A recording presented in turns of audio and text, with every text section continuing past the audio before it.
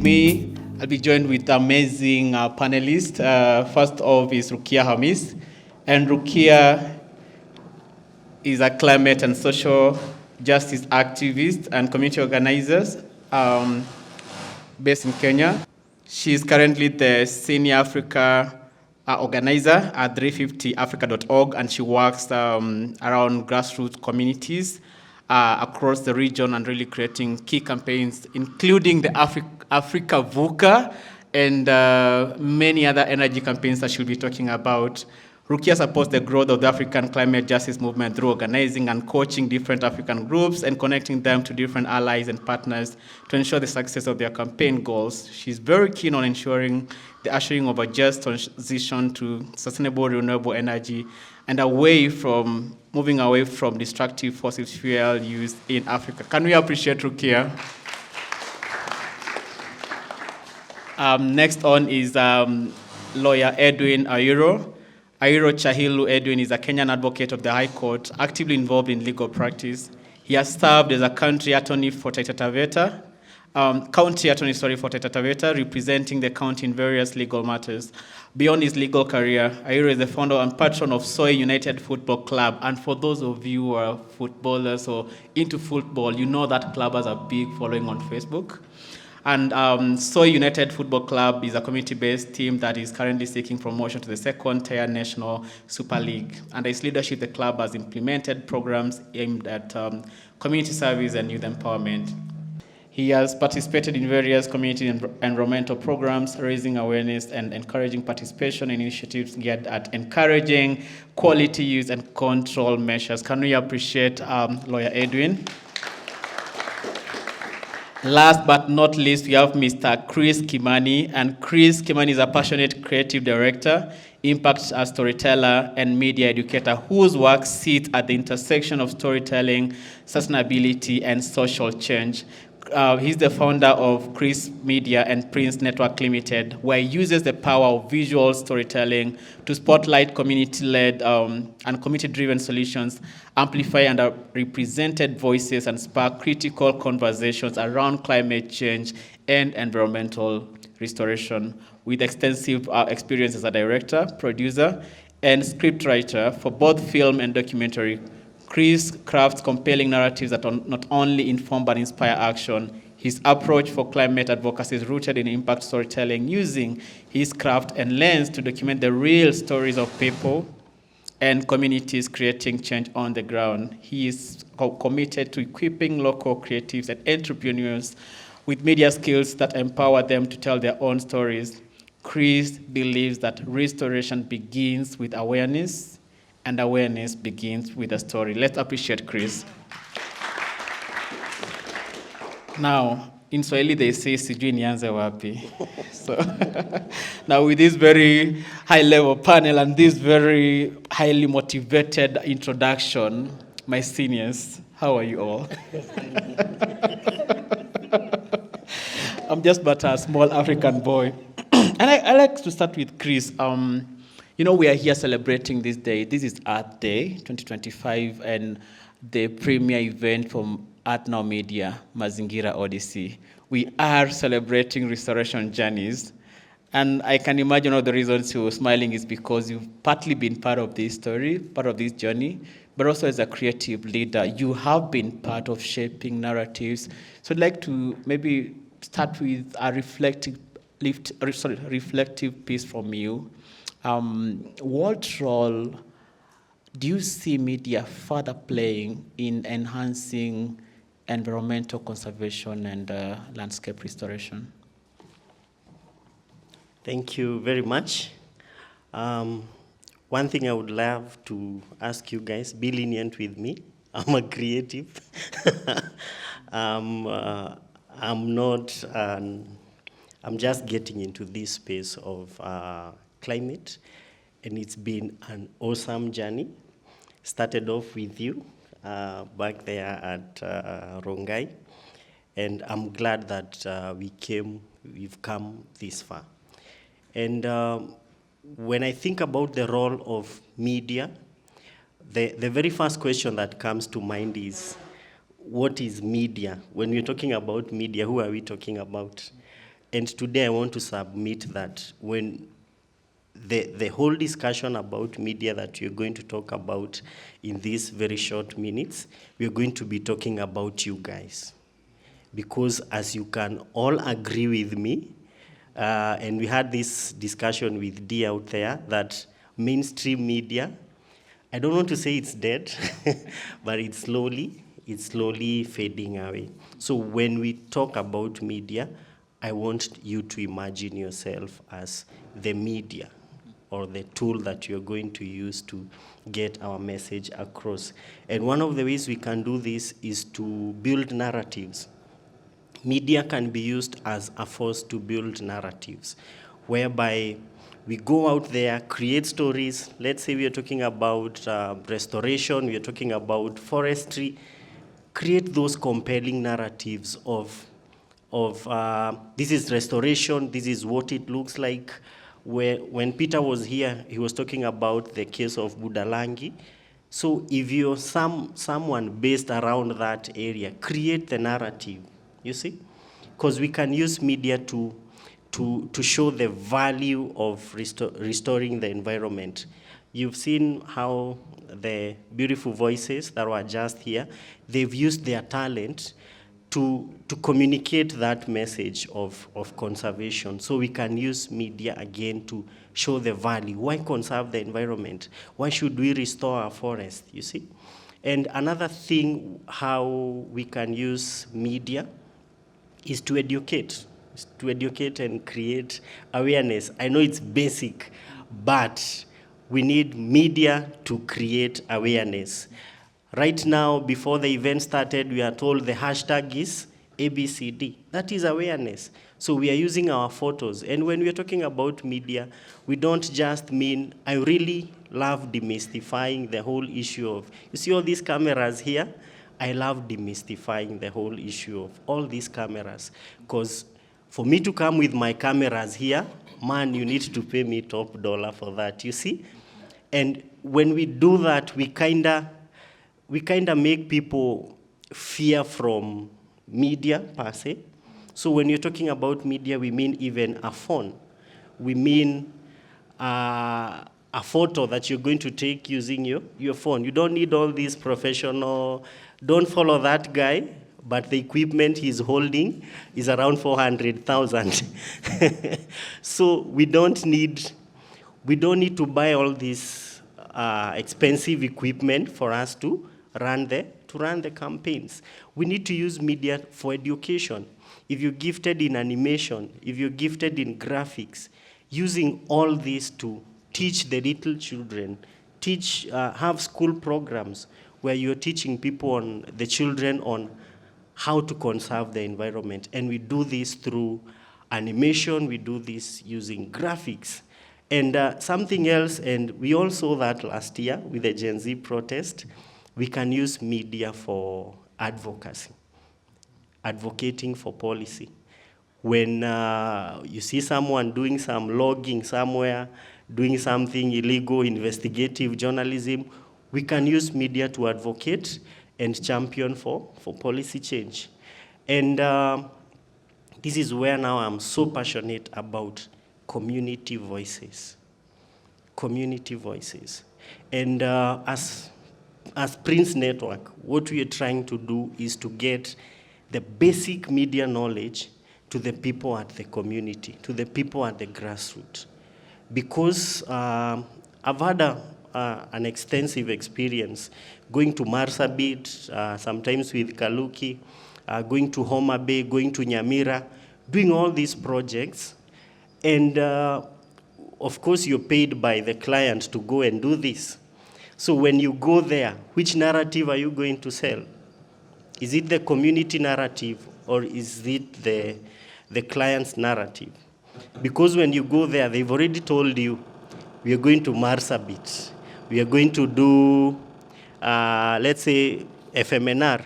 And this is FMNR. This is how it looks like. These are the questions I want you to ask those people. And there is an inside joke we have with Kina Kaluki about kupepeta narrative. the amount of times we've had to kupepeta the narrative ni mingi sana, because the client want this kind of messaging to come out, and sometimes it's not coming out, you see. So we have to work our way, ask a question a few times until you panel beat, until it aligns with the narrative. So I am so passionate about that. That is the problem that brought to the passion in me of equipping the community to tell their own story.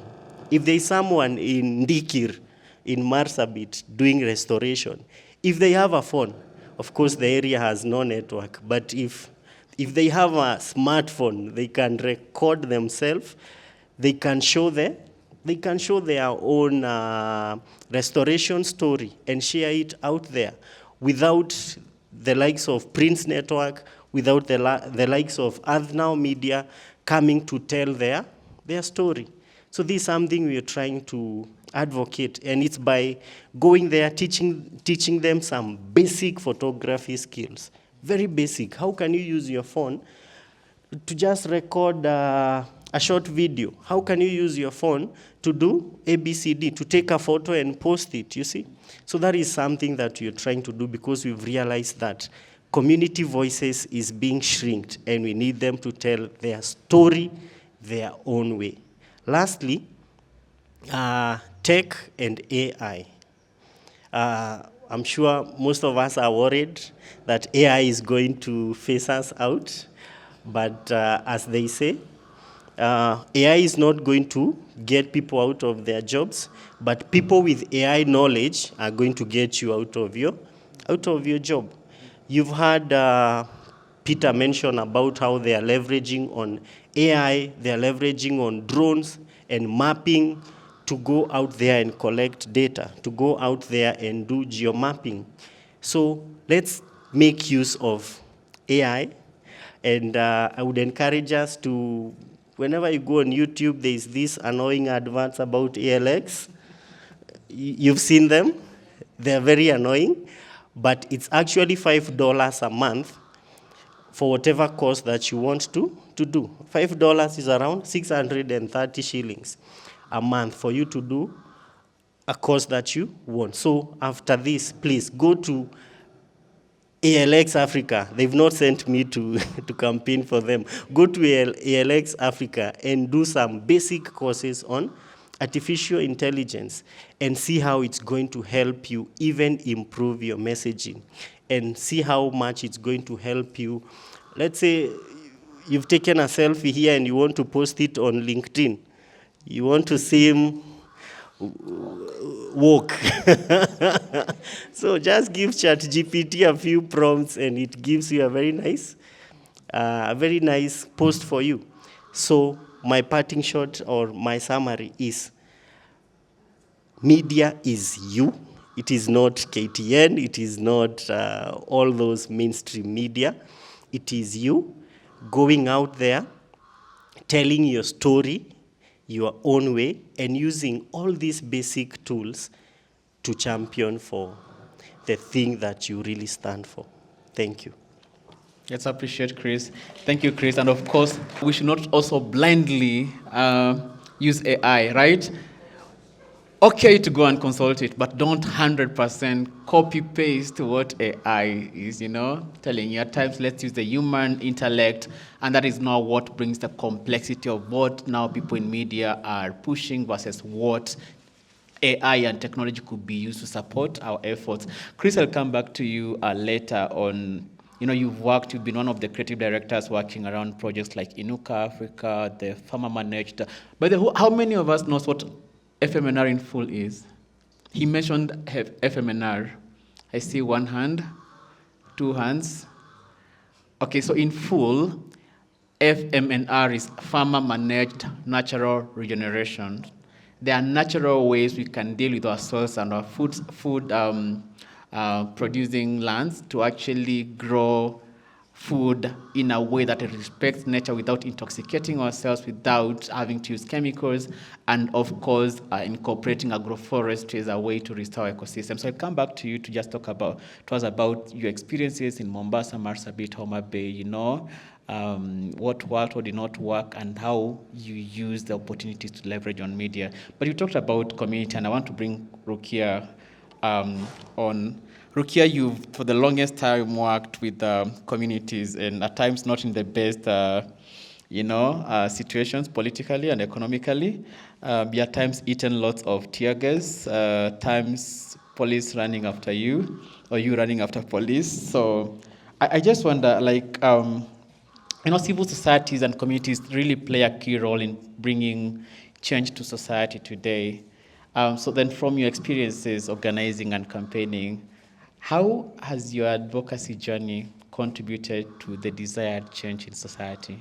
And you can use the actual examples that we know from your works. Thank you, Kaluki, and I'd love to. Good afternoon, everyone.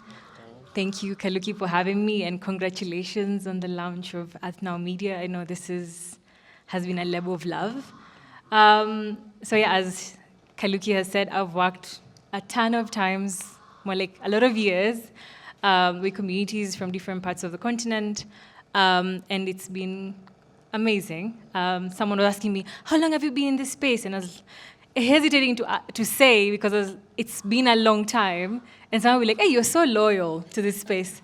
But it's something very interesting about working with community groups or grassroots groups is you create a sort of relationship with them. It's no longer work, it's no longer people you support, they become family, you become invested. So it's quite hard for you to say you've stopped working with them or you've stopped caring about that movement you worked on.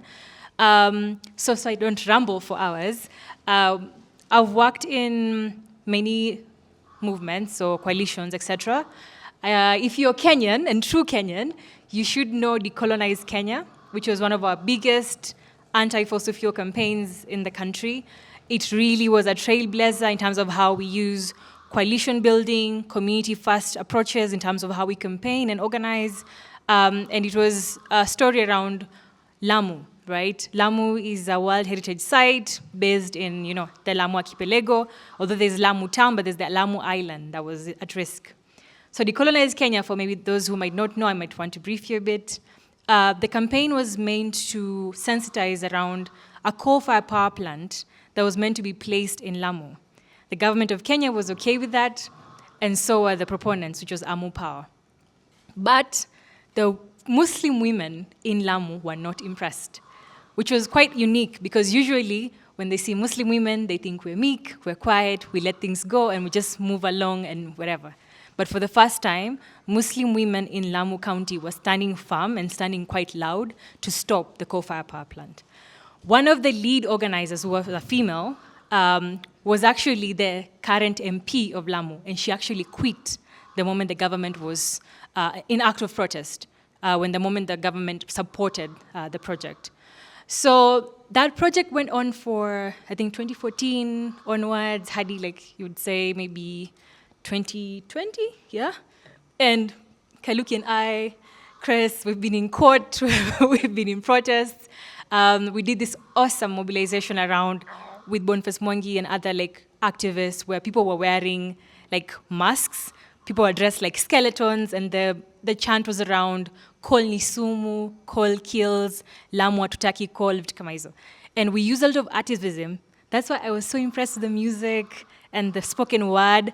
I was so relaxed. I was like, Kaluki, are you trying to relax me before the panel? So I come here feeling all relaxed, And I was like, so this is, and that's the beauty of advocacy. For advocacy to work, it really needs to be people-centered, but 100% it needs to be centered around the host communities. And this is why you're talking around restoration.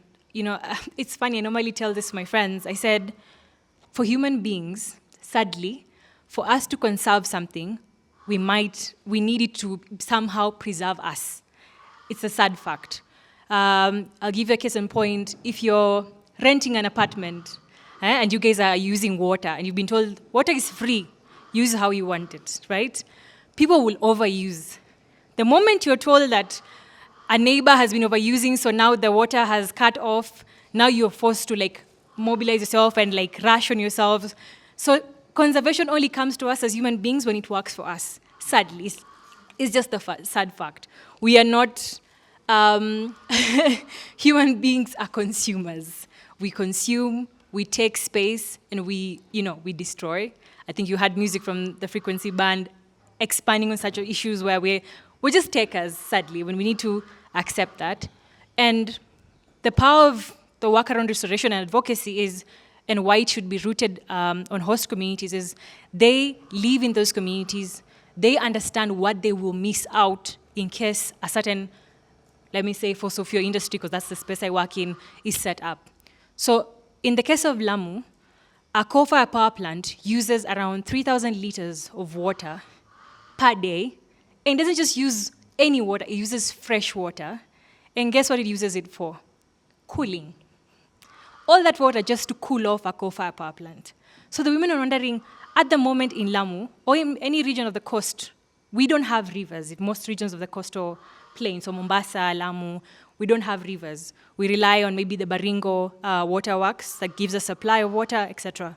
So if you're someone who loves water, you'll understand. So we, if I can say, we internally import water.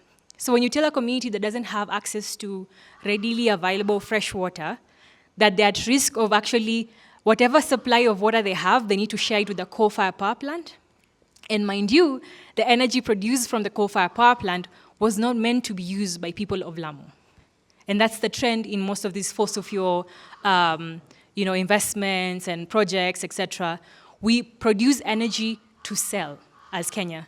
As you know, we use we're coming in nicely. Soon, inshallah, we'll be at 100% renewable energy in terms of what we use as household, as now we're going to transport, etc. So you wonder, why does Kenya need a coal-fired power plant? Why does Kenya, currently there's a campaign in Kilifi around government trying to take on nuclear. Why are we needing nuclear? It's not for us. And this is a question around, what's the energy for? If you worked with Heinrich Böll, they have this beautiful research called Energy for Who. I would advise you to sit down and look at it, because it takes you and makes you think around, what is this energy, who's this energy for? When these massive conglomerates come to our communities and start putting up, projects, what do they promise us? Oh, we'll give you jobs, you'll go to study where, and you'll come back with that knowledge. But most times our people will end up getting small jobs, workmanship, they're never supervisors, they're never learning about technology. And that's why with the Africa VUCA network and the work with Win 350, our big push is around pushing renewable energy. But not any renewable energy, because even with the just transition or moving to renewable energy from fossil fuels, you don't want to replicate the same systems of injustice with renewable energy as well. So that's why we're pushing for decentralized, community-led renewable energy. And by community-led, that means you go to the community, you ask them, what are your needs? They tell you their needs, and you work with them to get those needs. And that's the same way with restoration. You need, and I sound repetitive, but host communities need to be at the center and at the start of how restoration looks like in that community, right? So in Lamu, again, I'm using this reference because Paul was like, you better give specific examples, so I'm going to give specific examples. After years and years of campaigning and mobilizing the country, even diaspora in US to be in line with the campaign and support us, the court case, finally, the NET Tribunal, which is the National Environmental Tribunal, that is for lawyers, and I think he will explain more, it's the one that sits in when it comes to issues around environment. So when you have issues around environment, you take it to them. So they ruled and cancelled the license that Amu Power, the proponent, and it cancelled the license for that, and that meant that the coal-fired power plant couldn't go on. So automatically, that was a win for the communities. But it didn't come easily. It took time and a lot of patience, a lot of tears, a lot of arrests, a lot of death. There's a lot of things that happen throughout that journey. And so the beauty of that is, once we won, the question stayed. Yes, you've won against the fossil fuel industry, but what next for that community? Are you going to leave them like that? Because before they met you, before they met Kaluki telling them, no, don't do fossil fuels, they had plans for a job, they had plans for so-called energy. But then now you, as an activist, as a climate defender, as an environmental defender, you've gone to the community, told them, don't use this, don't promote this version of energy, don't promote this project. But you also need to think about, so what next? Do you leave the community stagnant, staying in their old ways, or do you need to be there and guide them through the next phase of this work? And that's the beauty, again, about restoration. So when you sit with the communities, you figure out, okay, these are our needs. We need maybe, I don't know, like there's a ton of power outages in Lamu. Maybe we need decentralized microgrids that can support our work. Maybe there are a lot of innovations that Kenyans are doing. I was seeing a highlight from BBC yesterday of a group of women that are making fridges that are powered by solar to support like fisher folks. I think something similar is also happening in Lake Victoria, and I've seen something similar happening in Kilifi. So looking at such innovations to support restoration, I think innovation is a big support for that. So in not so many words, advocacy is beautiful, but it needs to also not be extractive. We need to stop speaking on behalf of communities. And that's why when I'm in this space, I'll tell you about the story of Lamu and whatnot. Because although I'm from the coast, I'm from Mombasa, and Lamu is like sister country or sister county. I am not in Lamu. I am not based in Lamu, although I relate to the plight as a Kenyan and also as a county neighbor, if you can say so. And I was so excited when Paul asked me for this to join this conversation, because I was like, I'm glad people are thinking about this. Like you said, the theme today is our own power, and we have in 350 a network called Our Own Power. And the beauty of the network is it provides trainings and resources to communities to learn how to work on, community-led projects. Not only as community, but people, just different people. I've realized for the longest time, fossil fuel campaigns, so stop coal, stop oil, stop gas, have kind of alienated other communities, but that may not have a coal-fired power plant in the community. They might not have a gas plant. They might not be drilling oil, but they might have energy deficiencies or something. There's energy poverty in their communities, and they're like, how do we bring these campaigns into our communities? And that's why their own power network supports with tools and resources of trainings to train such communities to be able to really take on our power. And I love what Karen said around, power, isn't about just like energy, but it's about, communities and how we feel. And that was a beautiful summary into what this work looks like. So again, restoration is beautiful. We need to keep reminding ourselves as human beings we take a lot, and we need to be accountable to that. And once we are accountable and we have woken ourselves up that we are takers and we need to be aware of how much we take, then restoration, conservation, preservation can actually begin. Thank you. Let's appreciate Rukia. Now, one thing I must say is that from everything Rukia said, you can already learn or gauge where I learned what I know from and how. So she's a graceful leader that I've really had the honor to work with. And I agree with you that we need to ground our restoration journeys and campaigns on community, and let's not be extractive. And honestly, we've seen that when groups go to a community, and at times they purport, and I use my quotes, to bring solutions to society, only to realize, these people were after their own check. And after they are done, it's only the breadcrumbs that are left to the community. But in the reports, very fancy words about how transformation was achieved, how the communities is living well, how they've transformed the infrastructure. But you go to the grassroots, walalahoi, So let's be, walkers of the talk and people that are really doing more than talking. And we can borrow examples from Afrika, VUCA, the decolonize campaigns, and many other projects that have been true testimony to what we can achieve when we come together for good intentions. And I want to bring in Lawyer Edwin. Of course, Rukia has put the context around community advocacy, and you know that the Colonize campaign is pretty much about policy, yeah? There's Owino Uhuru, right? Or is it Uhuru Owino? Owino Uhuru about the lead poisoning, right? We've had cases even in places like Kitui where people also want to mine, but the community might not be opposed or proposed to that, right? So I think for me, first, it's a question of like, what role does policy play in influencing these restoration efforts, and how has you as a lawyer navigated the system to really ensure some true environmental policies being put into practice and really being incorporated into everyday life of the Kenyans, from your own perspective? Thank you. Good afternoon, everybody. First of all, I would like to start by saying that human beings are by nature selfish. That is our nature as human beings. And I want us to take a minute and now look at how generous the environment is. So, being our nature will mostly interact with policies or with legislation that also carries a bias. But the worst thing is that that bias is against the environment. So when she's talking about the Lamu case, lawyers call it the Lamu case. It was a case that had so much influence, so much, that even lawyers who were acting for the opponents of that project did not have it easy, per se, just litigating over that issue. But one thing that I really want all of us in this room to think about and worry about is the fact that the environment has so many.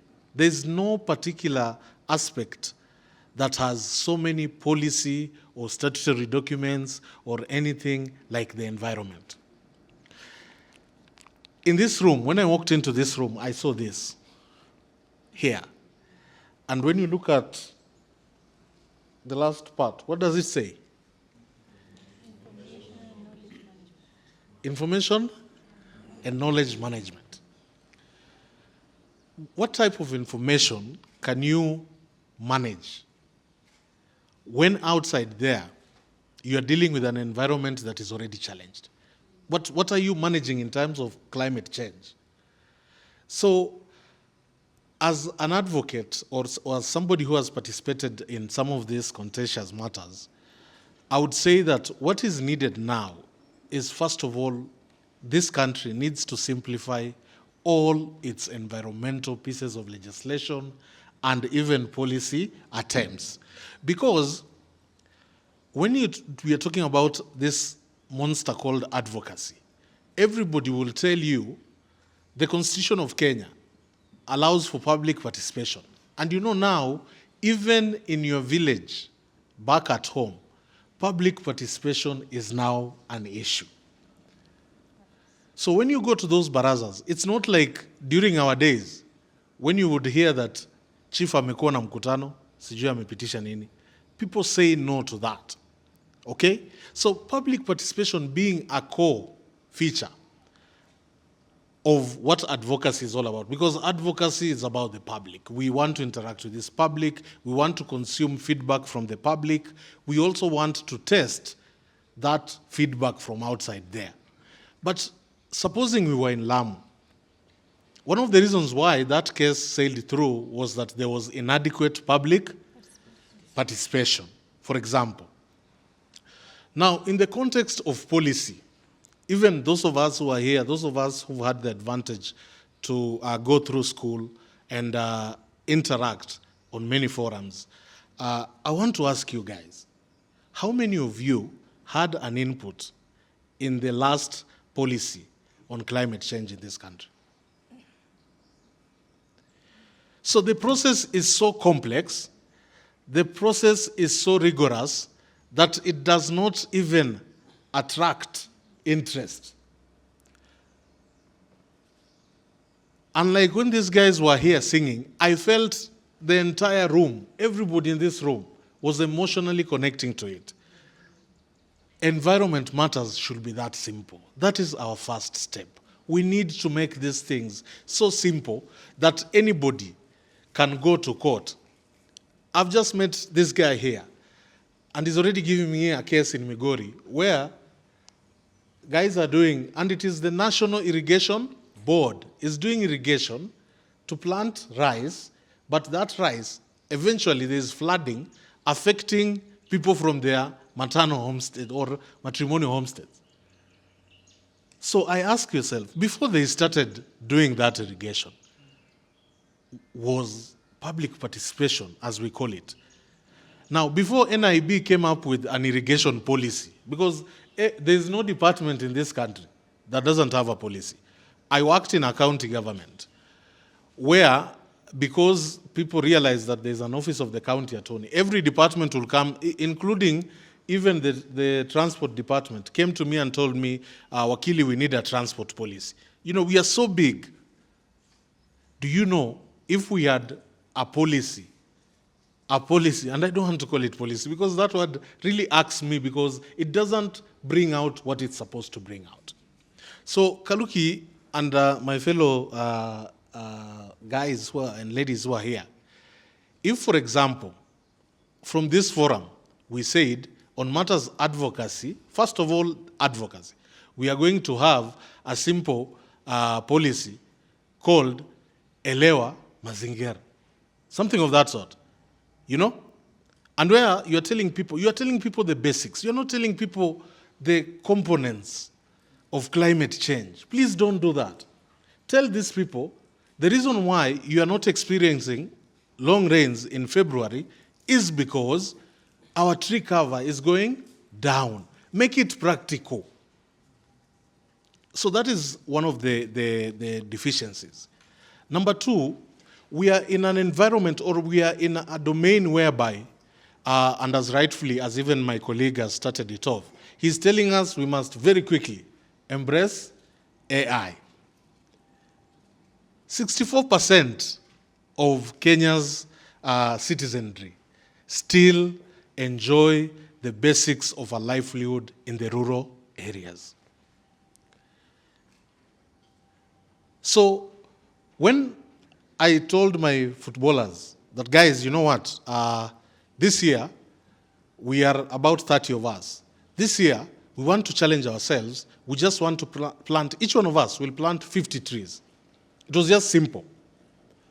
So when we did it the first time, the area chief came and said, no, next time you are doing it, I want to be involved because the government has such a program and all that. So there are gaps in the way we disseminate policy, guidelines, frameworks, or even simple things.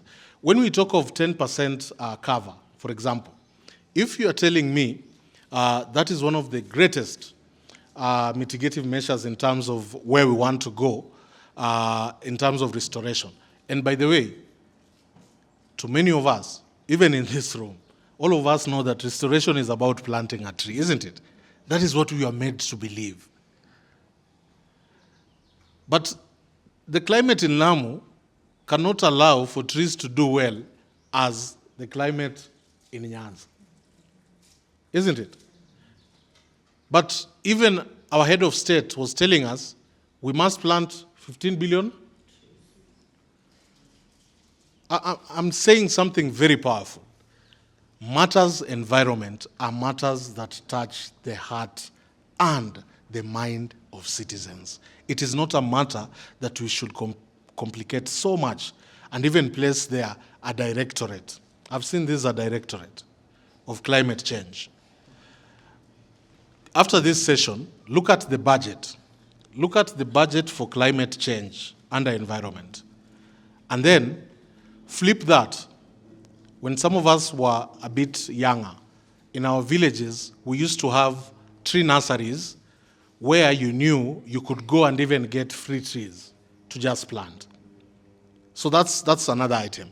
Item number 4, Kaluki, why this thing, at times it leaves a lot of gaps, is that Our constitution itself, Article 42, tells us that we have a right to a clean and healthy environment. And Article 69 gives the state certain obligations. Now, the worst thing we've done over and over is that we've looked at these concepts and we now see restoration to be the environmental impact assessments, the environmental audits. That is not restoration.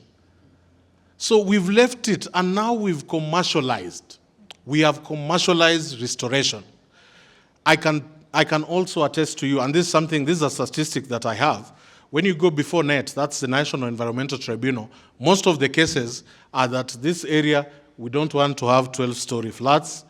This area, we want to have a gated community. You didn't involve us in this exercise and all that. When in real sense, restoration is supposed to be a livelihood. It is supposed to be something that we do for life. It is not an exercise that should be done during the rainy period. So if it is a daily phenomenon, if it's something that we are experiencing on a daily basis, why is it so difficult for us to tell our leaders, for example, that there's so much rampant urban sprawl and informal sectors are rising day in, day out because of the human population pressure on the available resources? Why is it that we are talking about devolution? Why can't we also devolve population in our urban cities? That is a form of restoration. When you deal with the human environmental balance, when there's a balance between how nature outside there will thrive and how best human beings are going to carry out development or earn their livings, guys, we will be 4 times ahead. So when my colleague, the university student, was saying that, you know what, this expertise is not where? It's not where? In the rural areas. It is where? It is because we have this thinking that we must scramble for everything from the center. Okay? And yet there are still so many opportunities right across there. So one thing that is also giving us headaches as even legal practitioners is that we are now practicing law that is lifeless. It is not practical. 6 years ago, where I live in Pangani, we used to have a lot of room. Now we have houses that are so close to one another that if you don't have the opportunity to have a balcony and you have a child who is born there, by the time that child is 7 years, that child will have a physical deformity because of lack of this natural light. Okay? But you see, it's not an environmental concern because the environmental impact assessment report was done, it was quickly submitted, the threshold was met, but that EAI does not capture the life of the people, the unborn people in that area for over like 5 years. So if we are not careful at this juncture, if we are not careful to demystify advocacy and restoration, Kaluki, in terms of future generations, if we cannot start to talk about the implications on future generations, then where I sit today, intermarrying advocacy, restoration, and national policies or sector papers or guidelines or even regulations is still a myth in this country, and we still have a long way to go. Thank you. Let's appreciate.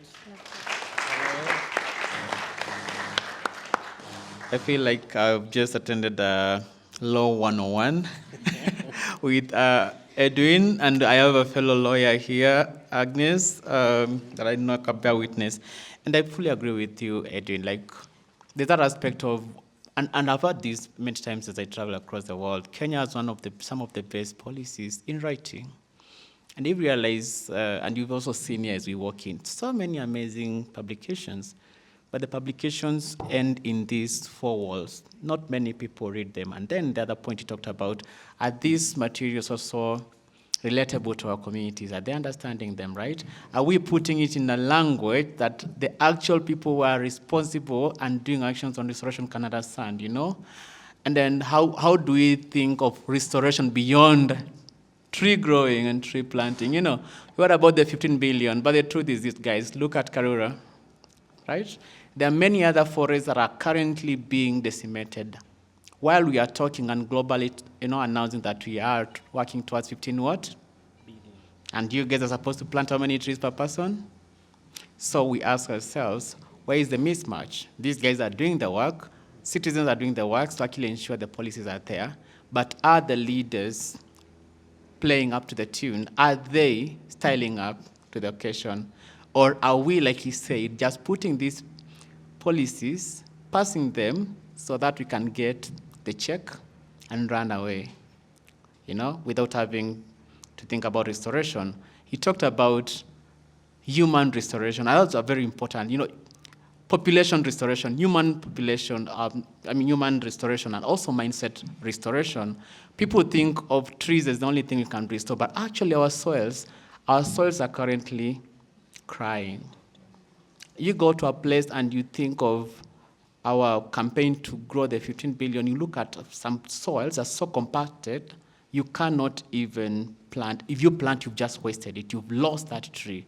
And it takes so much energy to even germinate and grow a seedling, right? So we really need to introspect and think about restoration of our food systems, restoration of our biodiversity, restoration of our soils, restoration of human societies, restoration of cities, restoration of transport, and these many other aspects. I want one last round. Chris, you've been a creative director, and I want you to be as brief as possible. You're a professor. You've worked on Inuka Africa. You've worked on Friends of FMNR. You've worked literally across Africa Youth Caravan to COP, and you've seen the dynamics on community restoration and the stories that these communities are owning. How has that perspective been for you, and how did the experience teach you into who you are today in less than 2 minutes? And then for you, Rukia, I'd want you to reflect around Afrika VUCA and the success that you've built around that community, and how maybe people here can be a part of that community, access some of the materials that we talked about, the power campaign. And if you have a recruitment phase, can people sign up for that? And then lastly, for you, Edwin, I want you to reflect on what next for this room here in terms of policy. What could we possibly think of doing together? You talked about a campaign you can start maybe as a policy, grassroots-led policy to really bring about change and actually have the communities owning the process. So what next from your perspective after today? From my not so vast experience going around the country and telling climate stories, I have 2 pain points. One of it is how much of briefcase entities you guys are, because you're talking of people like they are not here, you guys are. How much you want to go to COPs, how much you want to go to all those international platforms and say that you're doing at the ground, but you're not doing anything, you see? You write there how much trees you've restored in Nyeri, and in real sense, you've not even been to that place. There's sometime Kaluki, they went somewhere to ground truth, and you're telling me you restored a tree, and I can see this tree is older than you, so what do you mean? What do you mean that you're the one who is doing this restoration? So that's a pain point for me, how much we as climate advocates are not in touch with our people at the ground. I've heard of Grassroots Foundation. I think part of what you are doing with FMNR, there was that logo, Grassroots Foundation. And the beauty of it is that as we worked with Irene, she even knew those women. She was not in Kenya then, but she would tell, did you meet so-and-so? Did you meet so-and-so? Which tells you that she has actually gone, stayed with the people at the ground. The other pain point is how much the people at the ground are suffering. I'll use the same example of Marsabit. We had this not so good experience. We were driving to a place called Ndikir, and at some point the driver told us, you see where we are? Mark this spot. Network, imeishia wapi? Imeishia hapa. Then we drove for like 40 minutes. So that's 40 minutes, there's no network.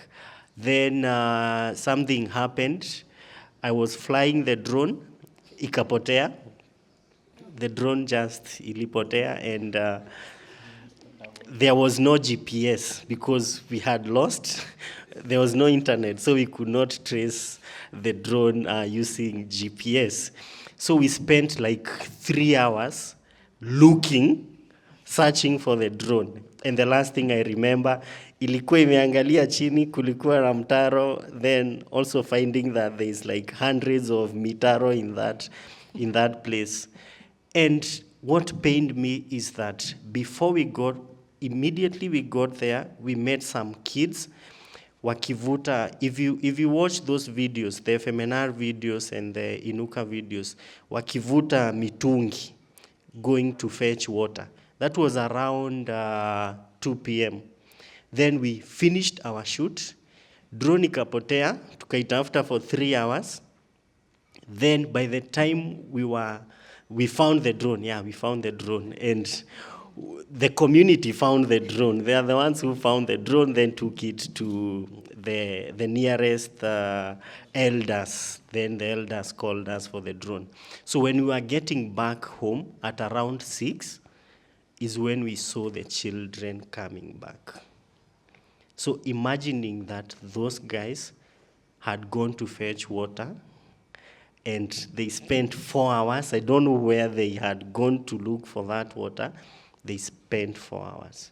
So that's a pain point for me, how much the community is suffering, and how much we who claim that we are advocates of climates and everything are not in touch with that community. I must say this because it has come across Sana about this whole thing of advocacy and how we can chip in, the people in this room. One of the best projects I've worked in, and Sio Chocha, is Earth Now Media. When Kaluki launched Earth Now Media, and his first project was, I don't want to say decolonize, he was trying to break down the IPCC report. This guy brought me a report. I could not understand anything. It was all science, data, all those jargons, and then I don't have a background in science. Me, I'm a theater person, I'm a creative. But the fact that we were able to break down that complex report into 4, let me call them 5 videos because of the introduction video, 5 videos that are consumable, that is the best project I have ever done, because we were able to break down the policies, all these documents, all these jargons, all these laws into something that someone in the grassroots, someone who heard about IPCC the first time then, into something that is consumable. So you can imagine how many YouTube channels are here, how many TikToks are here, and how much we could go. Look at that complex thing that we are talking about. See how in your own little way, you can try and break it down into something that the audience can consume. Thanks, Chris. Let's appreciate him. Of course, I feel tagged. Now, guys, how many of us have internet right now? You have data on your phone? Okay. How many of us have followed Earth Now Media on YouTube? On YouTube, how many have subscribed? Well, the numbers are reducing. So I kindly request you, this QR code leads you to our YouTube channel, and here is the heart of the matter. We really want to create a digital media house that celebrates the power of people, nature, climate, and development. Without you people, we cannot be able to showcase all these impacts. So I encourage you, before you leave today, if you're a true ambassador of change, please forget not to scan and subscribe. How many followers are we getting today, or subscribers? Many have been lost on the way. Anyway, please just scan and give us a subscribe. We really want you to be part of this journey, and thanks for that. Now, Rukia, over to you. Remember your question? Yeah. Okay. Yes, thanks, Kailuki. Maybe I'll start with maybe a summary, maybe a message. As you know, the continent, African continent, is one of the youngest continents in the world. That means there's a ton of information, a ton of experience, a ton of innovation that we can all tap into to solve the problems that we have in our communities. But we also need to really tap into our indigenous knowledge. I think we have ancestry, we have knowledge that we haven't tapped into it, and we still really need to look back. And I think that's why I'm appreciating the elements around storytelling, because Africans are like the biggest and best storytellers. I'm not being biased. But we are the best storytellers, and that's one way of us to preserve what we've lost. As you know, the world is changing. We're losing a lot of people. We're losing a lot of, how do we say it, physical libraries, because our grandparents and our great-grandparents are like physical libraries of people who hold things that we don't know that we need to know, that will change things that we need to see in the future. If we want to look forward, we need to look back and see what we can fix from, back in the day. And I guess this is also another element of the Afrika VUCA network, as Kailuki has mentioned. So I convene a network amongst my other colleagues at 350 Africa. It's called the Afrika VUCA network. It's as young as the continent as well, in terms of age. The network started in 2019. It's a convening of different grassroots community groups from different parts of the continent, from Ghana, Nigeria, Kenya, etc. And the intention of this space is it operates in 3 pillars, which is 1, networking, secondly, trainings, and then thirdly, and most importantly, storytelling. And the trainings part is also, it's around skilling up, not only around 350 telling you what to do, but it's a matter of putting together learnings and shared skills and wisdom and bringing them together so we can all learn from each other. Someone from Ghana can speak to someone in Kenya can talk to someone in Nigeria, and same to the networking element. There are opportunities where, through the network, you meet people you've never met before, you share insights you've never shared before, and it really boosts the kind of work you do in your community. Maybe someone tried something similar that you want to emulate, so that's a different space where you can use for networking. And then finally, for storytelling, it's about, again, not trying to be extractive. How do we work with communities to really amplify stories that are already produced? So a lot of communities are making music, there's artists making music, there's people doing artwork. For years, I've worked with a lot of mural artists in Nairobi who, do amazing murals that are talking about climate justice issues, social justice issues. There's spoken word artists. There's different ways people are storytelling. It doesn't have to be a video or a documentary. And that's a space that we've held so that people can really, swap different ways they can really communicate the message. And I think my colleague here mentioned how, when you spoke about through music and art, people understand it, people want to hear more of it, people really feel it. And that's the beauty of stories. You feel it first, because people say, people will forget what you said to them, but they will always remember how you made them feel. So it's always just important to always keep storytelling in mind in everything that you do, whether it's advocacy or policy. I always say, I'm a big fan of the health sector. If there's a sector in the world that has perfected how to communicate with grassroots communities, I think it's the health sector. When I was a child, they used to communicate about tuberculosis using comics. There was this guy with orange hair, I don't know, he ate a mango, he didn't wash it. You will never forget that book because it was really breaking it down. This is typhoid, this is how you wash your hands, this is what, So we should learn from different sectors. How do we use stories? How do we make communication of, experiences and the work we do palatable to the communities we work with so that we can string them along so that they're at the front and center, right? We lead them from behind so that they can really amplify their work. But yeah, so that's Africa VUCA Network. And yeah, if you're keen to follow our work, find us at africavuca.org. So the Africa VUCA word means, I know Swahili is hapa, VUCA means crossover, but in South Africa, VUGA, which is Zulu, means to rise up. So it's Africa, rise up, so you can cross over. Yeah.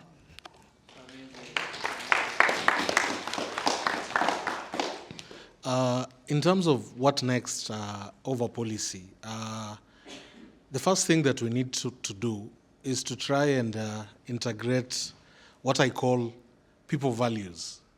Well, let's have people values which are environmentally oriented. Our value system, even as a country, is wanting. Those simple values, if they form part and parcel of a discussion that is supposed to take national preference, we will definitely have sound policies.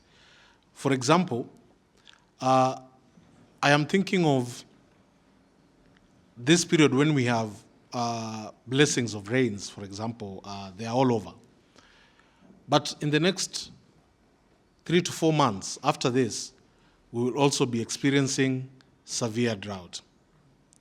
So as we think of these policies, let us think about the futuristic element. What will the future, how will this policy affect the future? So if we are building roads, if we are setting up healthcare, if we are looking at our CBC curriculum, do we have human values that are environmentally oriented? Because without a value system, when my friend talks about there are periods when they go now on the ground to find out, is it true? It simply says we lack even values to pitch out for the truth, isn't it? So that is point number one. Point number two, advocacy is no longer about going to cop something and painting yourself green, yellow. No, it's not about that. Advocacy now is borrowing from the people's skills. Today's advocacy is about planting trees around a playing ground, for example, and after like 4 months, when any villager sees anybody trying to mess with that tree, they are quick to tell them that is not right. You are not just doing it for the sake of the policy says we plant trees. No. You are passing on some knowledge on the importance of that tree. So it is taken care of. So we need to restructure from the classroom, from the inaction, let our future policies start with the action itself. That one will be another good take home. Another issue is that let us look at talents. My young colleague there, she mentioned, she advised those of us who are parents here. And that's why, where I come from, those boys have so much people skills. They have so much knowledge away from the football pitch. They've become their own environmental crusaders back in their backyards because we are using what they like most to teach them something. We are imparting more value in them. So 10 years after that football, they'll always remember that I was in a certain environment that taught me this is how you're supposed to relate with society. So let us now move away from the tough, I want to call it the rigid domain, and let us now use the fun domain.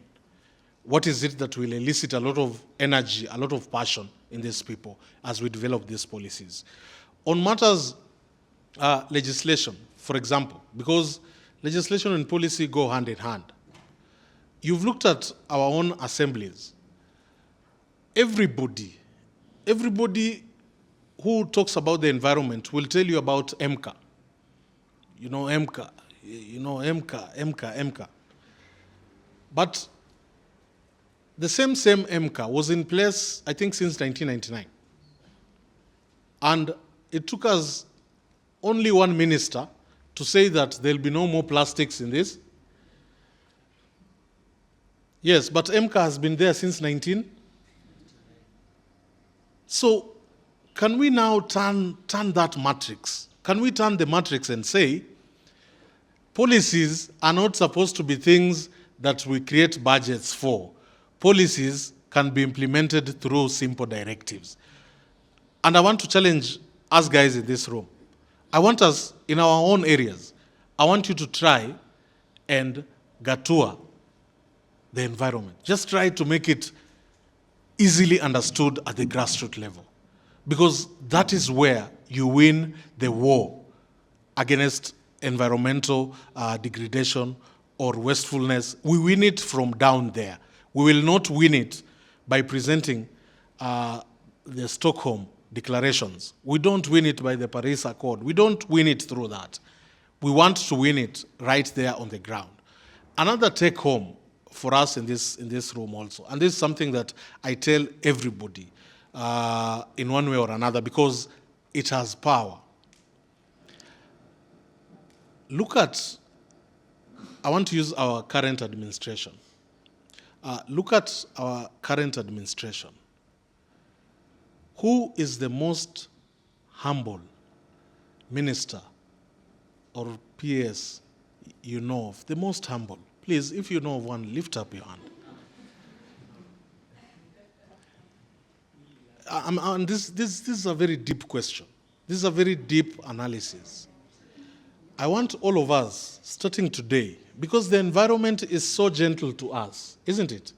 And we are in that space, or we want to get into that space. And we want to encourage the young ones there to understand it. I want all of us to never forget 1 Peter chapter 5, verse 5 to 6. It is a very simple verse. And it says, "And so clothe yourselves with the aprons of humility. For God resists the proud, but gives grace to the humble." This environment is talking to us. We are merely being arrogant by saying we can do 40-storied apartments in Nairobi. We are just being arrogant. We become arrogant when we say, or when we are saying that coal will do well in Lamu. We become arrogant when we don't look at things beyond our environmental impact assessment reports or the audit reports. I am saying what needs to be a document of a policy on environment should be one of the most simplest things, should be something that is done by people who are not only reasoning because of interest, but because they want to become a voice for the voiceless future generations. So that is my take in terms of these policy issues, Kaluki. Now, if we are not converted, I'm not sure which prophet I'll bring here. And that is it about this panel on advocacy. You expected a lot, we've gotten you a lot, and that means we might not have enough time for questions. On the aspect of public participation, can we ever meet the threshold? Recently, the threshold was agreed to be public participation is not just that particular event. Public participation is a procedure. There must be the well thought out aspect. What is it that it was supposed to achieve? So, the reason being, if today we are conducting public participation and I open up that you can submit memoranda and everything, and when we go to the ground, we have our pro people. We are doing public participation on a project. So I asked Kaluki to get me proponents of the project to come for the participation. But in the memorandum, I've received more opposing views, for example. So the threshold of public participation is one that leaves no question lingering in the mind of those to be affected that indeed an issue has been resolved. So that is the threshold. Anything lower than that is not public participation. Yeah. the more we, for technology, the Kenyan government, when we are making building infrastructure like roads, we saw when they were constructing the SGR, there were some activists who were like, it's going to pass through the national park, it's going to affect wildlife. So how do we find the balance between, yes, we are tunaendelea kusonga mbele, tuko na barabara nzuri, but we are also conserving our environment in the same breath? But we are also constrained by the fact that getting Nairobi National Park out of the way has more harm to Nairobi than the SGR. You get it? So there's that balance. The balance of convenience is usually for the most difficult thing. And one of the judges who pronounced herself on that said that every complex problem has a simple solution, which is wrong. Every complex problem has a simple solution, which is, just remember that when you're dealing with the SGR and such an issue. Yeah. Now, there are different aspects to how you advocate for the environmental issues. Now, how do you address different issues so that you don't get maybe every organization working on maybe the same issue, so that we now address different issues separately, but with a lot of decisiveness? Those of you who are thrilled about policy and legislation and the legal aspect, for example, you can all team up and follow that line. There's so much for everybody all over. And I think it's good that he's raising that so that all of you don't follow Rukia. Because maybe Rukia got her way around Lamu and your way is in Nyeri. Okay? Kindly. I would say that follow what really ignites passion in you. Follow what you do and it seems effortless. That is what you should follow. Yeah, that's a brilliant question. And I liked how you broke it down. As you know, you can, when you have a massive giant that you need to tackle, it's always best when you tackle them at different angles, right? And that's the best way. Obviously, not all of us are like David and Goliath with one stone and it was okay. But most times it's the opposite. It's not one stone that normally succeeds. It's a number of stones coming from different angles. I'll give you a model that has been working in civil society for the past few years. Coalitions. So movements or climate defenders have come together and formed coalitions. One, it was a matter of safety, so that you don't have one singular person. Same thing. You can't have Rukia or Chris be the face of the movement, because then that puts you all at risk. I think you noticed this during the Reject the Finance Bill. Whenever people started putting their heads up and saying, yeah, I'm the person, I'm the one speaking about this, they were targeted. The beauty of coalitions and movement building is umbrellas. Having an umbrella, so they can't really find one. You're a bunch of people they can't see. But what I want to really hone in to answer your question is in coalitions, we have models which we call working groups. So in the case of Decolonize, what really helped us is there were different working groups that really tackle different issues. So there's a legal and policy working group. This is where we had people like Natural Justice, which was a bunch of lawyers that do pro bono work to support climate justice issues in different parts of the world. There's also a group called Namati, also does the same work in West Africa. Then we had an, mobilization and advocacy group. This is where noisemakers like myself and others, that are really big on making noise, mobilizing, getting the numbers, having events, were in that group. There was another group around communications, comms, and storytelling. Their job was to make sure that whatever the storytellers, the noisemakers are saying is put into a press release and in a media advisory and in a video, etc., and amplified to the world so people can relate to the work that we do. So that model really worked, and now we've seen that model kind of replicate itself in other coalitions. So if you've heard about the Stop Eco campaign, the East African Crude Oil Pipeline that is now being constructed in Tanzania and Uganda, from Hoima in Uganda to Tanga in Tanzania, which will be the largest crude oil pipeline ever in the continent. We've never had such a thing. Going through Greater Masaka, some of the national parks, it's a big issue, it's a current issue. I would encourage anyone also to look up that campaign. Same model is also working in Benin and Togo with coalitions around renewable energy. So people are coming together, different organizations with different capacities. So researchers, policymakers, storytellers, coming together to see how can they disseminate issues around renewable energy in their communities as well. So maybe that would be my take into how you can, pushing together. Yeah. Chris, my professor, lesson now.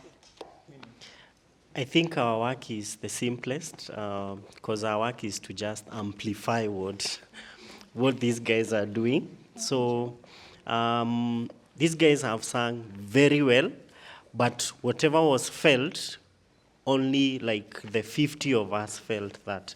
But if these guys, because they are here, they've recorded, they've captured that moment, now a more wider audience is going to feel whatever we felt. So I think our role as media people is to just amplify the advocacy, amplify the sit-downs, the barazas. And there's one thing I must demystify. When you're talking about media, we're not just talking about the cameras, the phones, recording, even print media. You're there, you can tell very nice stories. You can do a blog. You're there, you're a graphic designer. You can do the cartoons and everything. So media is not just conformed to having the camera and recording something. You can utilize all the other forms of media, whatever you are gifted in.